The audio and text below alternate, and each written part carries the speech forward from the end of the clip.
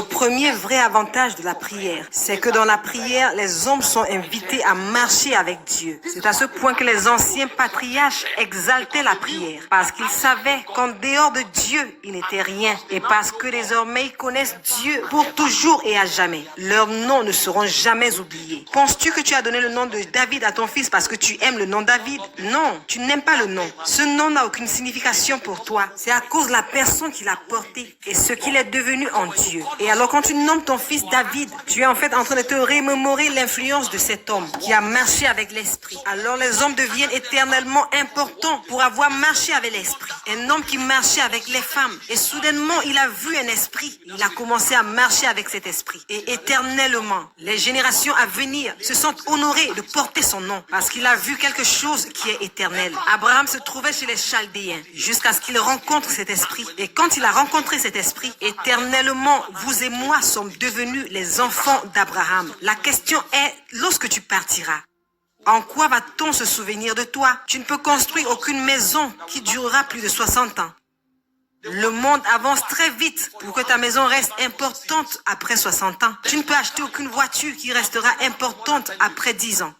Aucune somme d'argent dans ton compte bancaire ne peut aller au-delà de 2 générations. Alors la question est, lorsque tu partiras, qu'est-ce qu'on dira de toi? La seule chose qui pourra rester après ton départ, c'est les choses immortelles que tu prends dans la présence de Dieu. Parce que toute personne qui y va porte quelque chose. Certains y vont et portent la faveur. Certains y vont et portent la sagesse. Certains y vont et portent la puissance. Et alors ils pensent qu'ils sont établis parce qu'ils ont atteint la dimension immortelle. Ils deviennent immortels à jamais sur la face de la terre. Alors un homme qui n'a pas connu l'intimité avec Dieu est déjà oublié. Il se sert juste de l'argent pour maintenir son influence. Il y a des gens qui se battent durement pour rester importants pendant qu'ils sont toujours en vie. Certains hommes sont morts et on ne peut pas les oublier à cause de l'endroit où ils sont allés et les choses qu'ils ont touchées. N'avez-vous pas lu au sujet d'Élie? Élie a dû être invité sur terre 4 fois. Dieu a dit non, tu as trop connu la gloire pour qu'on te laisse partir. Alors tu ne mourras pas. Nous allons te préserver pour une autre génération. Et même après sa mort, la Bible dit que l'esprit d'Élie est revenu. Et après que l'esprit d'Élie soit revenu, les 2 témoins sont revenus aussi. Un homme est devenu immortel comme Dieu parce qu'il a été trop proche de Dieu pour que le monde l'oublie. L'intimité, c'est ce qui crée pour toi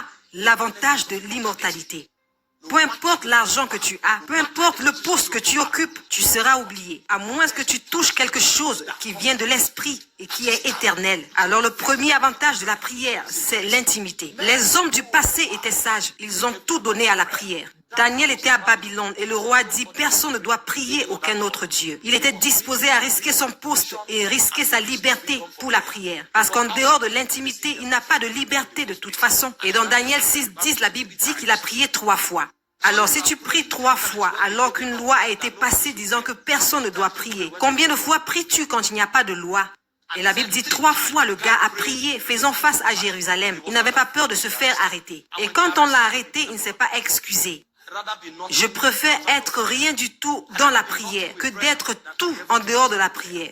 Parce qu'avec la prière, j'ai Dieu. En dehors de la prière, je n'ai rien. Ces hommes savaient cette chose. Ils étaient prêts à donner leur vie pour elle. Alors le premier avantage de la prière, c'est la marche avec Dieu. C'est très simple. Ta marche avec Dieu te rend immortel. Toute autre chose que tu touches va disparaître avec le temps. Mais les choses que tu prends dans la dimension de Dieu vivront après toi. Le deuxième avantage de la prière, c'est la transformation. La Bible dit, nous tous le visage découvert. Nous contemplons comme dans un miroir la gloire de Dieu. Nous sommes transformés. Il y a quelque chose au-dedans de toi que tu ne sais pas à ton sujet. La plus grande ruse dont un homme peut être victime, c'est de croire qu'il se connaît lui-même. La Bible dit qu'il a placé l'éternité dans nos cœurs. Pendant que vous êtes là assis, nous tous ici présents sommes porteurs de l'éternité. Et lorsque tu te regardes dans le miroir et tu regardes un bout de papier que tu as reçu de Harvard et tu dis, c'est ce que je suis. Tu ne sais pas qui tu es. Il y a des choses au-dedans de toi que tu ne sauras jamais. Certaines personnes découvriront exactement qui elles sont lorsqu'elles seront dans l'éternité. C'est là que Dieu va te montrer que la moitié de l'Afrique aurait dû être bénie par toi. Mais tu n'es jamais monté là-haut. Tu célébrais les diplômes que tu as reçus de Oxford. Et ce diplôme t'a bloqué dans une banque et tu es resté dans cette banque pendant 40 ans. Si seulement tu pouvais te connecter à quelque chose de plus profond que la juridiction que le diplôme a établi pour toi, tu aurais pu voir cette dimension de ta vie qui est aussi massive que l'éternité. Et donc, lorsque nous commençons à prier, quelque chose se produit. Dieu merci pour la physique et la chimie. J'ai étudié la chimie pendant plus de 14 ans. Mais au-delà de la chimie, il y a une lumière qui vient de Sion. Lorsque tu regardes cette lumière, tu te vois toi-même en Dieu. Et donc ta dimension divine est activée. La transformation n'est pas seulement question de changement. La transformation devient en réalité comme la dimension divine que tu représentes. C'est pourquoi lorsqu'on a chanté ce cantique de Ésaïe 40, verset 28, cela a béni mon esprit. N'as-tu pas appris que le Dieu éternel ne se fatigue point? Il ne se lasse point. Il dit, il donne de la force à celui qui est fatigué et il augmente la vigueur de celui qui tombe en défaillance. Il dit même les adolescents se fatiguent parce que parmi les hommes, les plus forts, c'est les jeunes. La gloire du jeune, c'est sa force. Alors il dit que même les meilleurs parmi les hommes, ils se fatiguent parce qu'il y a quelque chose qu'on ne réunira jamais. C'est l'âge. Un temps vient où ton zèle de jeune, ton éclat de jeune, ta splendeur de jeune commence à se dissiper. Tu vas la regarder, tu vas essayer de l'arrêter, mais tu n'y arriveras pas. Ceux d'entre vous qui aiment tant le miroir, profitez-en quand il est temps. Parce que dans 20 ans, lorsque tu vas te présenter devant le miroir va te rendre humble. Il va falloir que tu cherches un autre miroir. Il y a un miroir qui s'appelle la loi parfaite de la liberté. C'est celui-là que tu dois regarder. Tu vas te présenter devant le miroir, tu vas mettre les fossiles, tu vas tout faire. Bienvenue. Le miroir va bientôt devenir un cauchemar. Mais il y a quelque chose que tu regardes et tu es transformé. Nous tous, le visage découvert, nous contemplons comme dans un miroir. Quand nous commençons à prier, nous voulons contempler parce que nous avons vu le nom que les hommes nous donnent. Mais ce n'est pas suffisant. Lorsque nous contemplons le poids de notre ordination, nous savons que le nom que les hommes nous donnent ne vaut pas cette ordination. Dieu est en train de te dire que tu vas prendre l'Afrique. Le nom que les hommes t'ont donné n'est pas suffisant pour ce genre d'ordination. Et donc, au-delà de ce que les hommes disent, tu dois te rendre à Sion et regarder vers lui. Et alors, quand un homme commence à prier, ce qu'il essaye de faire, c'est de voir sa réalité de la perspective divine. Parce qu'à moins que tu ne te vois dans la dimension divine, tu ne t'es pas connu toi-même. Alors, la transformation commence lorsque tu commences à te voir dans la réalité. C'est là que la peur disparaît. C'est là que la timidité disparaît. C'est là que les insuffisances disparaissent. Tu vas être tellement avancé que ta vie deviendra une merveille. Et dans le deuxième avantage de la prière, c'est ceci. Ce n'est que dans le couloir de la contemplation que la transformation se produit. Et tu peux le contempler soit à travers la parole ou à travers les portes de la prière. Quand un homme commence à prier, son but, c'est de le voir. Parce que lorsque tu le vois, tu es transformé. La Bible dit que comme Moïse était en Égypte, il était un lâche. Il avait peur d'accomplir la destinée en Égypte jusqu'à ce que le moment arrive où il a dit, je l'ai vu, lui qui est invincible. L'homme qui a fui Pharaon est retourné comme un libérateur. Je ne sais pas où tu es. Que les gens t'aient donné une valeur positive, aussi longtemps qu'elle est terrestre, elle n'est pas suffisante pour te définir. Et même s'ils t'ont donné une valeur négative, peu importe qui l'a dit, ce n'est toujours pas suffisant pour te définir. Un seul homme a le dernier mot te concernant, c'est le monarque de Sion. Et dans la prière, tu grimpes la montagne de Dieu pour le contempler. Quand tu commences à prier, plusieurs choses peuvent arriver qui définiront la transformation. La première, c'est la mortification. La prédisposition de la chair est suspendue. Et alors tu te rends compte que les faiblesses que tu ne peux pas vaincre par ton cerveau, soudainement commencent à mourir. Les choses sur lesquelles tu as travaillé sans réussir à faire quoi que ce soit, soudainement elles commencent à perdre leur puissance. Parce que lorsque tu commences à prier, tu te places dans des dimensions qui est bien au-delà. Et la première chose qui va se passer, c'est que la prédisposition de la chair sera suspendue. Et alors quand la chair est suspendue, alors le renouvellement de la pensée commence. C'est dans ce couloir de la prière que tu vas voir cette lumière qui est véritablement lumière. C'est là que les immortels vont te dire, oh, ne crains point, vas-y avec cette puissance que tu as. Un homme qui a fui pour se cacher de ses ennemis était en réalité la terreur de l'ennemi. Comment Gédéon pouvait-il savoir qu'il n'avait pas besoin de 10 000 hommes pour vaincre une armée? Ce genre d'informations vitales ne peuvent être données que là où il y a la lumière. Alors à un homme qui se cachait, il est venu et il a dit, oh toi vaillant héros. Il s'est regardé lui-même, qu'y a-t-il de vaillant à mon sujet? Je ne ressemble pas à un homme de valeur. Il a dit, non, tu as vu ta dimension terrestre. Je te salue sur la base de ta dimension céleste. Et dès l'instant où le gars a été transformé. Il est sorti comme un guerrier. Dieu lui a dit, va dans le camp de l'ennemi. Écoute ce qu'ils disent à ton sujet. L'ennemi que tu fuis a en réalité peur de toi. Il te faut renouveler ta pensée pour le savoir. Tu fuis l'Afrique pour l'Europe. Un lézard en Afrique ne peut pas devenir un crocodile en Europe. Tu n'as pas besoin de fuir. Là où il y a les défis, c'est là que réside la gloire. Parce que la clarté du jour se manifeste dans l'obscurité de la nuit. Alors nous n'avons pas peur des défis. Il y a quelque chose que nous avons vu. Il y a quelque chose que nous avons entendu. Et parce que nous le savons, nous savons que rien ne peut nous mettre à terre. Rien ne peut nous mettre à terre. Les guerres peuvent se produire. Nous serons toujours ici en train de briller. Comment peux-tu briller dans la vie? Tu ne brilles que dans l'obscurité. Et dans l'obscurité n'est pas ta fin. L'obscurité, c'est ta plateforme.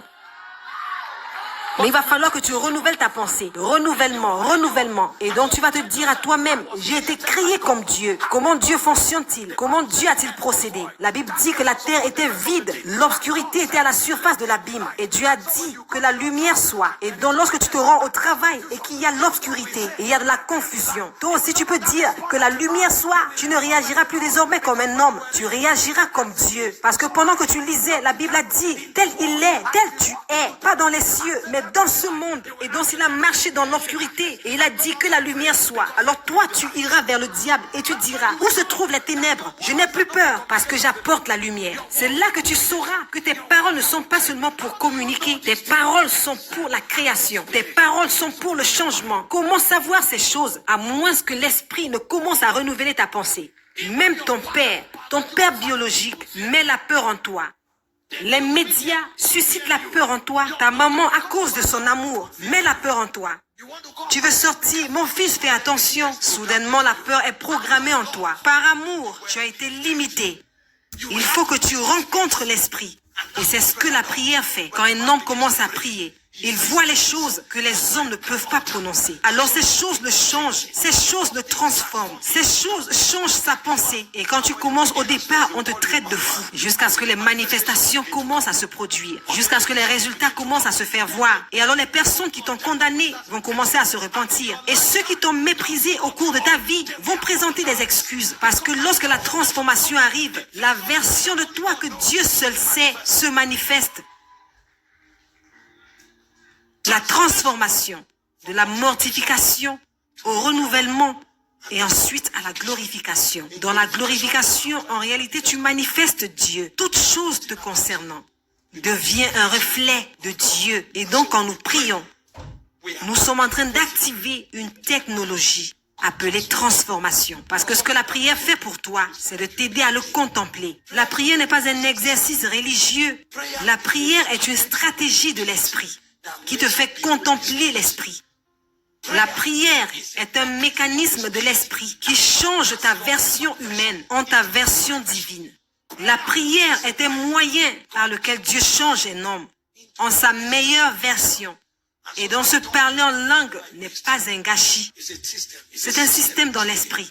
Il dit Dieu est capable de faire infiniment, abondamment, au-delà de ce que tu demandes ou imagines, selon la puissance qui agit au-dedans de toi. Quelqu'un est sur le point de partir d'ici pour aller changer le monde. Tu es venu abattu, tu es venu dans la peur, tu es venu dans la frustration, tu es venu dans la crainte. Mais pendant que tu retournes, tu t'en vas avec une nouvelle conscience. Parce que tu sais que si les hommes prient, Dieu va exaucer. Parce que lorsque nous prions, nous ne recevons pas juste l'exaucement, nous devenons comme lui.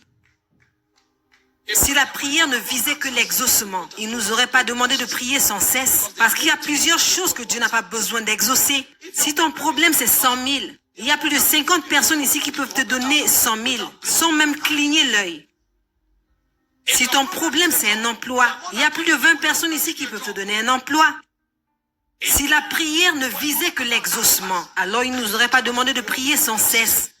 Mais ce que la prière fait, ce n'est pas seulement de te donner la réponse, mais c'est de faire de toi la réponse. Parce que lorsque tu pries, tu deviens comme lui. Il y a un besoin de transformation dans l'église, parce que plusieurs ne prient pas.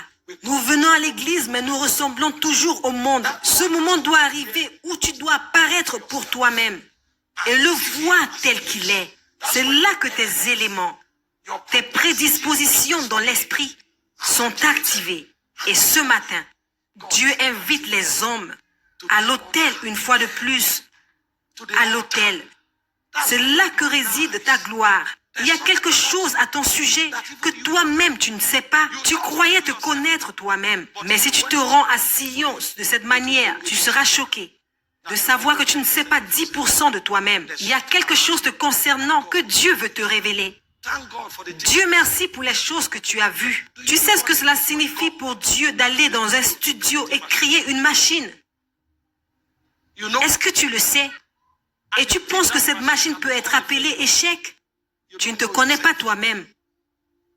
Tu ne te connais pas toi-même. Si les hommes peuvent créer des choses qu'on appelle des téléphones intelligents, si les hommes peuvent créer des robots presque parfaits, est-ce que c'est celui que Dieu a conçu qui va être un échec? Non, tu n'es pas un échec. Tu n'as juste pas prié. Quand tu vas prier, tu sauras que la plus grande invention sur Terre, c'est la machine qu'on appelle homme. Il y a des dimensions de toi qui n'ont pas été activées. Et donc ce matin, il y a une invitation. Tu peux être jeune, tu peux être vieux. Ça n'a rien à voir avec l'âge. Tu peux être un homme, tu peux être une femme. Ça n'a rien à voir avec le genre. Tu peux être blanc, tu peux être noir. Ça n'a rien à voir avec la race. Parce qu'il s'agit d'une réalité spirituelle. Et juste au cas où tu voudrais demander à Jésus de devenir ton ami, que Jésus devienne ton Seigneur, parce que tu veux commencer une nouvelle aventure ce matin. Tu as essayé beaucoup de choses. Tu sais ce que ça fait d'être connecté aux hommes. Tu sais ce que acheter la faveur veut dire. Et tu as même fait des choses qui sont odieuses. Mais aujourd'hui, tu demandes si ces choses sont vraies. Je vais les voir dans ma vie. Jusqu'à ce que je devienne un témoin. Je ne vais pas y croire. Il y a une opportunité pour toi. Et tu veux publiquement déclarer. Tu veux dire, Jésus, ces choses dont cet homme parle, si tu le fais, je veux te connaître. Et je veux prier dans ta dimension. Mets ta main sur ta poitrine. Laisse-moi prier avec toi maintenant. Je n'ai pas le temps, donc c'est un fardeau. C'est un fardeau. Mais il y a un endroit pour chaque personne. La Bible parlant dans 1 Corinthiens chapitre 15, du verset 47 à 49. Il dit le premier Adam est de la terre, et donc il est terrestre. Il dit mais le deuxième Adam, il dit qu'il est du ciel. Il est le Seigneur qui vient du ciel. Il dit que vu que nous avons porté l'image du premier Adam, il dit de la même manière, portons aussi l'image du deuxième Adam. Dieu n'est pas ici seulement pour exaucer les prières. Dieu est ici pour faire des hommes. Il a dit, suivez-moi, je ferai de vous des pêcheurs d'hommes. Et l'une des manières par lesquelles Dieu fait des hommes, c'est à travers l'intimité avec lui, qui est orchestrée par la prière et par la transformation. Ce qui est